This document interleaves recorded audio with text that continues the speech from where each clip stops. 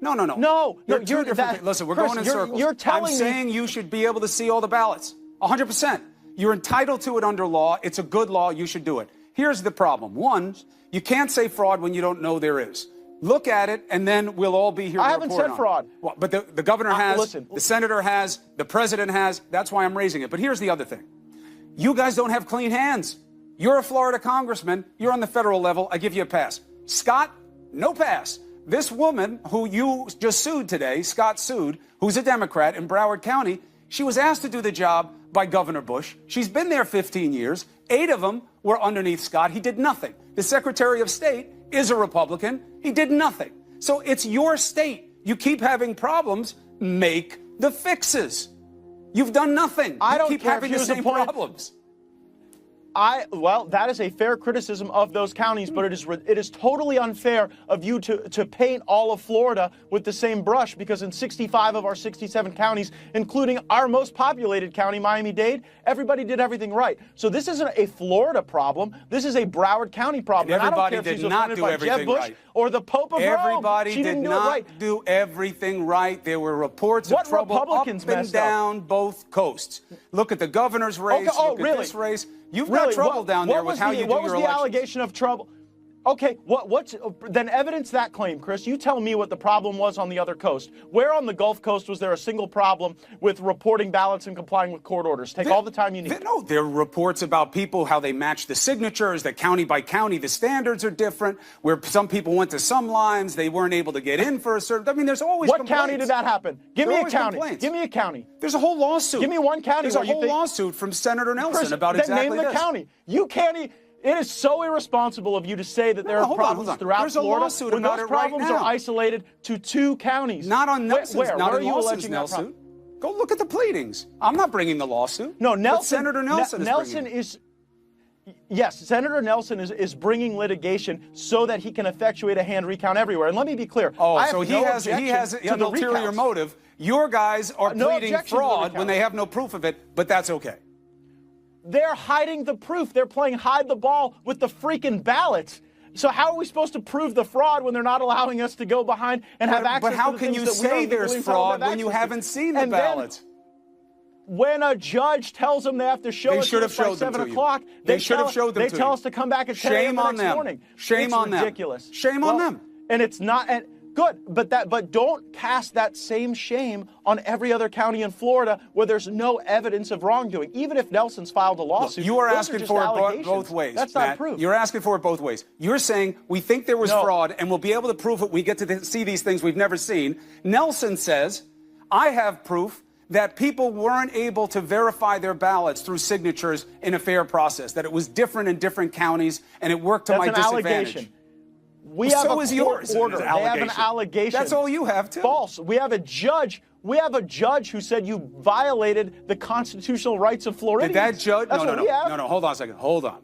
The judge said that not giving the information over violated the law and one of the clauses in the Constitution. That's about transparency, not fraud in the counting, not fake, not cheating. The judge said a lack of none of that. That's an allegation. Creates an ecosystem for fraud. Yeah, you're right. Ecosystem for fraud. Again, if you're worried about the ecosystem, go deal with your brown tide that you have down there. Don't worry. This isn't about an ecosystem. This is about a process that doesn't work well enough, Congressman. And I agree with you about it. It works well in 65 of 67 counties. That's not what Senator Nelson says. He says the provisional ballots were a problem. Yeah, but he hasn't proven anything. I know. That's the point of the lawsuit. And neither have you. No, but you yourself agree, Chris, that at this stage of the game, we ought to know how many people voted. So that's a mistake. I do, actually. We're doing some research on this. I think the way your state works, tell me if I'm wrong, or we'll check with the Secretary of State. It's not really material to our conversation. Some of the states, you have to have your absentee ballots. What is material to our conversation? No, I'm saying this. You have to have all that information posted. Yeah, 100%. Look, the transparency is a no-brainer. You're never going to have a journalist argue against transparency. I'm all for it. I'm saying in some states... But you're saying that even when people frustrate my transparency, that then we should just assume that they're doing everything else right, and we should not assume that there's any shenanigans you can assume whatever going you on want. behind I'm the saying curtain. That's crazy. You can't charge fraud if you can't prove it, Matt. That's what I'm saying. Wait for the proof. But I can't prove it if they don't let me behind the curtain. I know, but that's not the same thing. I sincerely hope we get a chance to do that at 10 a.m. tomorrow. 100%. I hope we get a chance to and if you don't, you let me know, and I'll report on it again. Well, no. I'll report on it again. All right. But all I'm saying is this. There are games going on both sides. It's regrettable because it's going to undermine confidence in the election. That's the last thing we need right now. All I was saying is you said we should know by now how many ballots. In your state, the absentee ballots had to be received already. Some, they have to be stamped by Election Day. In your state, we believe that that's only true about military and ballots from outside the country. So you can make the argument that you should have all the ballots in place, but not having them counted. I mean, you have until the 18th to have the full record of the vote for a reason. Right. But and your Secretary of State is a Republican. That should give you some comfort. It's your guy. Well, they ought to come in and take over the election. But the judge said that we're entitled to know how many ballots are left to be counted. Yes. And that's something we still don't know. Yes, and that's wrong. That's not an allegation. That's an actual violation But saying that there was fraud is an allegation. And that's only happening here. But saying that there's fraud is an allegation. Correct. No, I have. Let me be very clear. I'm not alleging that there is certain to be fraud. Scott is. I'm just saying, like, when you have fraud, you also have the lack of transparency. So let's lift the veil. Let's let Republicans and Democrats see the information. Let's include the media. Let's turn all the cards face up. What I'm uncomfortable with is the violation of court orders. And look, you know, if it turns out that Governor Scott didn't win the election, I'll be the first one to say that he didn't. But look, I mean, you are not allowed to just like will 80,000 ballots into existence with no chain of custody. But we don't know that happened. No reconciliation. We don't know that happened. Ballot process. No, they have to count. Yeah, but we've asked for the chain of custody documents and they haven't given them to us. I agree. We have to count. And that's no wrong. one's You got to arguing count against every vote. But that's going to be a problem for you on the other side because Nelson's going to make a case about the provisional ballots. We have to see how that plays out as well because that falls under the category of counting all ballots. We should count those as well. So we'll see. And we should absolutely. All right, I agree Congressman, with that. keep me in the loop. I mean it. The transparency matters. Forget about red or blue. It's about being reasonable. All right? Supervisor of corruption! Supervisor of corruption! Supervisor of corruption! Supervisor of corruption! Supervisor of corruption! So who is Brenda Snipes, and why is she provoking such a strong reaction? Why does she still have a job? Lisa Booth is a senior fellow at the Independent Women's Voice. She joins us right now from undisclosed location. I just saw you, Lisa. Why aren't you in studio? I'm in D.C. visiting family. All right. You're supposed to check in with me with that. So, Lisa, I'm sorry. Who is this woman?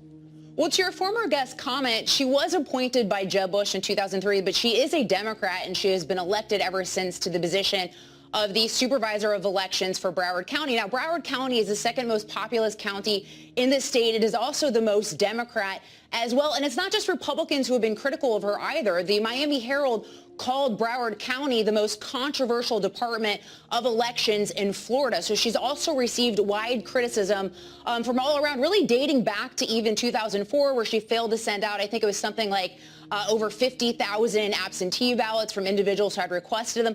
But also just look at what happened in this year alone. A judge just ruled that she was in violation of public record laws from Florida for not fulfilling Rick Scott's campaign's requests. You also go back to May, and a federal judge found that she was in violation of both state and federal law for illegally destroying ballots in regard to a 2016 primary between Debbie Wasserman Schultz and a Bernie Sanders guy who sued. And mind you, the destroying of these ballots happened in the midst of a lawsuit she was facing regarding public records request regarding those ballots. So that's kind of sketchy. And then you also go back to August, and a judge ruled in favor of the Florida GOP that she was privately looking at absentee ballots so that they couldn't be contested or looked at by other people. A judge ruled in favor of the Florida GOP regarding that. She's also gotten in trouble for releasing voting information 30 minutes prior than the closing